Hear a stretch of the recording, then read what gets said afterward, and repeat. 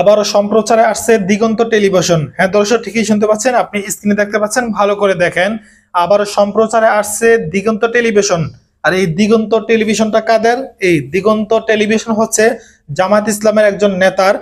যখন আওয়ামী লীগ ক্ষমতা আসে, ক্ষমতা আসার কয়েক বছর পরে কিন্তু এই দিগন্ত টেলিভিশনকে বন্ধ করে দেওয়া হয়, একেবারে ব্যান করে দেওয়া হয়। তো আমরা কখনই ভাবতে পারি নাই যে এই আওয়ামী সরকার এভাবে দেশ ছেড়ে তারপর পালিয়ে যাবে। ইতিহাসের পাতায় বাংলাদেশে স্বাধীনতার 52-53 বছর পরে এই সর্বপ্রথম কোন সরকার পালিয়ে গেল বাংলাদেশকে পালিয়ে গেল। আর এই 16 বছর যাবত কিন্তু একটানা কিন্তু জোর জবরদস্তি যেভাবে হোক তিনি কিন্তু ক্ষমতা আছে। আর ক্ষমতা থাকা অবস্থায়, ক্ষমতায় থেকে মানে আওয়ামী লীগ বাদে যত দল আছে, আওয়ামী লীগ বাদে যত দল আছে তত দলের মানে যা করা লাগে, মোট কথা যেভাবে তাদেরকে দমিয়ে রাখা যায়।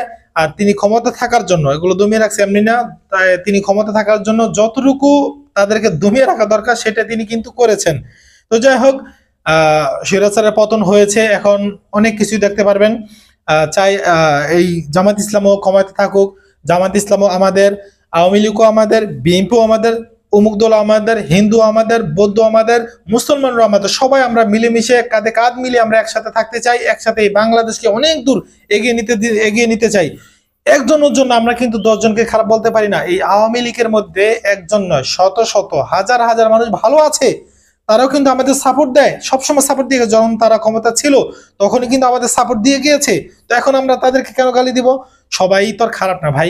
পুলিশকে আমরা গালি দিই, সবাই পুলিশ খারাপ না ভাই। এই যে পুলিশ যে দেখতে পারলেন, পুলিশ তারা এখন বলতেছে হই হই রই রে শেখ হাসিনা গেলি করি, শেখ হাসিনা গেলি কই। তার মানে কি বুঝলেন কিছু? মানে তারা বলতেছে যে আমাদের ব্যবহার করা হয়েছে, আমাদেরকে নাকে রশি লাগিয়ে তারপর ব্যবহার করা হয়েছে, টানছে, আমরা কিছুই করতে পারি নাই। তো যাই হোক, আল্লাহ আমাদেরকে বাঁচিয়েছেন স্বৈরাচার শাসক থেকে। আমরা আল্লাহর কাছে দোয়া করি ছাত্র জনতার মাধ্যমে আমাদেরকে আল্লাহ তাআলা বিজয় দিয়েছেন। তো আর কোনো কথা না, ভিডিওটি সর্বোচ্চ শেয়ার করে দিবেন জামাত ইসলাম ভাইয়েরা। আল্লাহ হাফেজ।